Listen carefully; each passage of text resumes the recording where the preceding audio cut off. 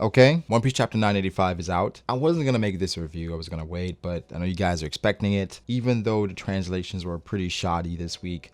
There's some details behind it, but they really don't matter. But what I'm saying here is I'm going to talk about it as best I can and give you my thoughts on what I read. Once the better translations come out on Sunday, obviously, I'll do a full review, in-depth review and breakdown about the chapter.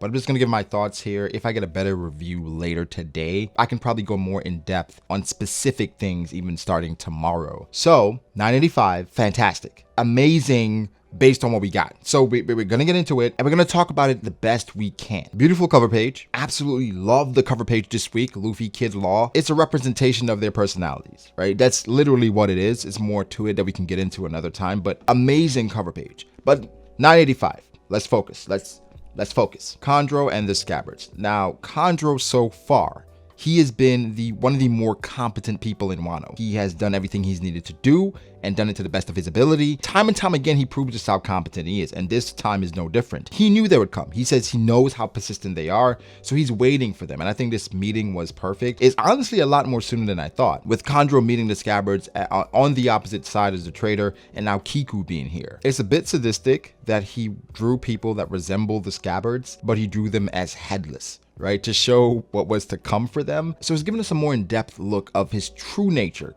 because he's been acting for a very long time. He then gets into some dialogue about Momonosuke and, you know, the public execution of Momonosuke, and the person who took it the hardest, it seems like, is Kiku, because he told him to shut up. Like, I'm tired of this. I'm ready for action. And Kiku, she put her mask on, and Kiku talks about her blade and how the scars, they carry on into the afterlife, right? So someone had mentioned in my live reaction that this reminds them of Fate, where they had someone who could use a spear, and with this spear, it like the scar cannot heal. So if you get scarred by this spear, it doesn't heal at all. So for Kiku, very interesting to see where this goes with her blade, because this could mean that it is cursed and it could lead to some, you know, other effects if you get hit by it. Again, Kiku was here, and Kiku mentions how brilliantly Chondro's drawings are, and this is Oda just letting us know that Chondro, he's now a lot more competent than we once knew, because his drawings are a lot better. So then this is the end of the first part, because they're just going into a full-fledged fight at this point. Again, dialogue is not that clear, but they're going to fight because now they don't like each other, because Chondro is a traitor. That's all that we need to know from this part. I love the clash though. Chondro seems to be unbothered, and in Orochi using two-sword style, how can you not love that? That's just beautiful. I mean, last chapter, we were talking about Neko and his arm. Now Inu is coming with a sword in his leg. So it's a bit weird, but I love it. Yamato with Straw Hat, I mean,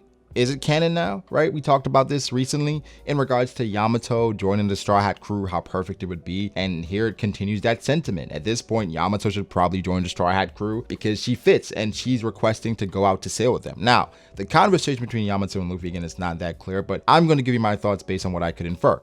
And Luffy didn't flat out deny her, but he was questioning like her approach, right? She's saying she's Oden Kozuki.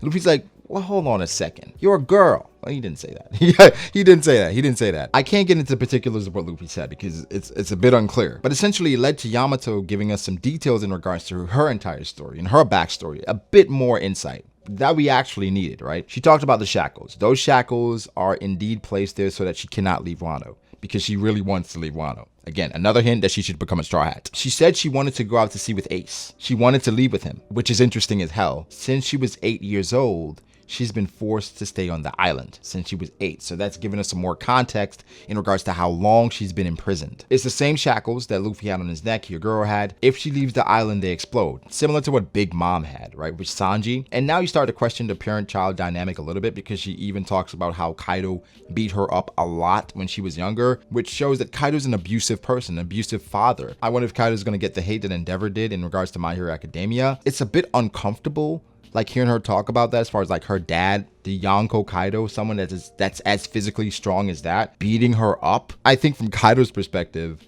she was mimicking the person that he killed in Oden. So for him, I'm sure that rubbed him the wrong way every time he looked at Yamato, pretending to be a boy, pretending to be Oden. I'm surprised she didn't cut her hair or whatever, but I guess Oden did have long hair as well. However, for Kaito, it's adding layers to him. I had mentioned, I was talking to somebody, it's like, yo, Kaito is becoming one of the more interesting Yonko based on what we expected of him. I don't want to put the message out there that, you know, him being abusive just automatically makes him good or better, but it makes him more interesting, right? I think a character with that many layers, it can lead to more development, retribution, which I don't think Kaito gets, because you're beating up your kid. You're beating up a child, and this child obviously has some trauma from that to the point that they want to actually leave this island. Something that's going to be interesting is if Kaito was beating on her before she was, you know, while she was a kid, before she started mimicking Odin. But bro, this is intense. A huge part of the chapter obviously is Kaito's speech and the new Onigashima project, and Kaito, he's talking about his alliance with Big Mom, right? And I'm loving the fact that Big Mom is here now, and she just shows herself, and they're like, oh my god, she's menacing. She's a problem when you see her up close, and we see her with a bounty, all that. And for Big Mom and Kaito, they want the One Piece. That's what they want. They have a poneglyph each, and they're going after the ancient weapons. Now, this leads to a lot more conversation, because the ancient weapons, we're not sure exactly where they are. We know a few of them, but a plot point now becomes very relevant. Caribou. Whereas Caribou, we're not sure exactly, should be in Udon the last time we saw him, but that's a relevant plot point now. And the ancient weapons, going after them, we know Shirahoshi is one. What happens there with that entire thing? Like, do they know that Shirahoshi is an ancient weapon? There's more that Kaito talks about as far as like Onigashima and the capital, but we have to wait in regards to that. But it seems like Wano, the war is going to spread from Onigashima all the way to the capital. The huge part of the chapter is Orochi. Kaito apparently has struck Orochi down. Like, Orochi is dead. Based on what we see in this chapter, Orochi is dead. Now, I cannot remove my skepticism of like moments like this, because it's just Oda, right? And we saw this at the end of the chapter, not to skip ahead, but at the end of the chapter, Kiku's crying and there's a sword in a different panel. We're not sure what happened. People are saying that Kanjuro probably died. No, I'm not there with that. Oda loves this. We saw it with Pound. Where Pound, flaming sword, you know, we didn't see it like we saw it here, but it was there. Is Orochi dead? What's left, right? Because that's something I was thinking about. Like, what is something else that we need to see from Orochi? I can't think of anything. I don't know what else we need from Orochi. So for me, Orochi being dead, it kind of removes an annoyance. It brings some more importance to the arc and some more seriousness to Kaito as a Yonko and just how effective he can be. Right? The Beast Pirates at this point, bar none, they get jobs done. Either way, they're about action. So for them having higher bounties than like Big Mom's crew and stuff, who seem to be more passive and reliant, waiting on Big Mom, it makes sense. The meritocracy and them growing and rising through the ranks based on strength, it makes sense. For you to rise through the ranks, you need feats, accomplishments, strength. How do you do these things? You go out and do things. For the Big Mom Pirates, essentially, it's about preserving Big Mom, sometimes protecting Big Mom from herself. That could be detrimental to her crew. But with Kaito's crew, even in this moment where Kaito cut Orochi down, King held out his sword, his sheath. Kaito pulled his sword out, slashed Orochi. It's almost as if King knew. He just knew at this point he had to go. Now, to entertain the possibility of Orochi being alive, I understand it based on how things operate. Orochi is, you know, he has a devil fruit, a mythical Zoan devil fruit in which he has multiple heads. Is that you know, one of the things, the ways to kill him, we have to like cut his head off multiple times? We don't know. Now, I'm hoping that he's dead, but my money's on that he's not dead. That's what I'm feeling in my heart right now, that he's not dead. But amazing moment from Kaito being a Yonko and being about action. Now, this goes way back, right? We will talk about this Sunday, just how deep Kaito's, I guess disdain is a strong word, but disdain for someone like Orochi. And in these situations, these alliances, they always end in betrayal, right? That's the theme of One Piece. Alliances end in betrayal. And this is another example. So for Orochi, say he is alive. Nobody messes with Orochi now. He has no support. Obviously, the old hag is dead. Obviously, that old man is dead. He has nowhere to turn. So I think it would be better if he actually stayed dead, because I don't see any more relevant plot points for him. But I would not be surprised if he is alive. I like the fact that I talked about this, right? I mentioned this in one of my videos in regards to Kaito's plan for Onigashima. And one of the things I talked about that I discussed with my friend Lando was, what if it's a reorganization? I mentioned that. And I specifically mentioned Yamato and Kaito appointing Yamato as head of this place, of Onigashima. Like, Yamato would be the next head, the next figurehead. People thought I was crazy. People was like, what? Why would Kaito appoint this person? They don't get along, da da da. I mean, but that's like how it works, right? You have a kid and you have expectations for them. And you want them to meet these expectations. Even if they don't, they have to assume these positions of power because you are different. You are born royalty. So even if you don't want it, you're gonna get it. You have to take on this responsibility, right? You have to prepare yourself. I'm not sure exactly how much Kaito knows of Yamato's dreams and aspirations. I mean, he's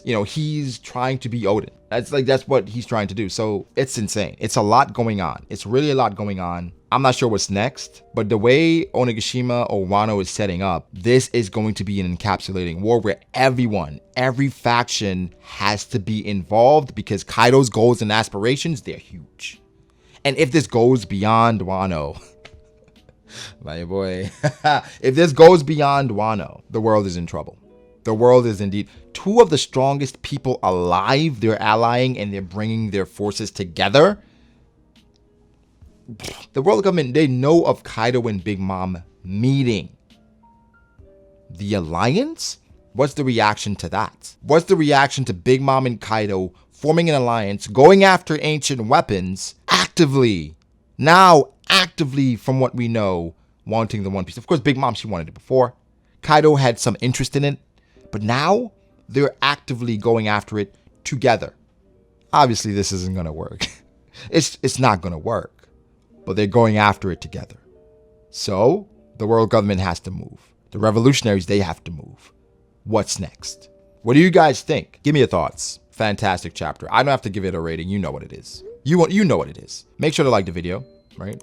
Subscribe to the channel for more content like this. Follow me on Twitter at BragoDAce. Follow me on Instagram at BragoD.ace. We will be streaming on twitch.tv/BragoDAce tonight, talking about the chapter as well. But mostly for Ghost of Tsushima, that's going to be lit. Thanks to my patrons. I appreciate you guys so much. I really can't wait to delve into more stuff about this chapter. Ancient weapons, New Onigashima project, Orochi in general. It's a lot to talk about. People are saying there's a break next week because it's a Shonen Jump break. So, we just got to deal with it at this point, right? But we'll figure it out though, right? So just like, subscribe. I appreciate you guys so much again, and I'll catch you in the next one.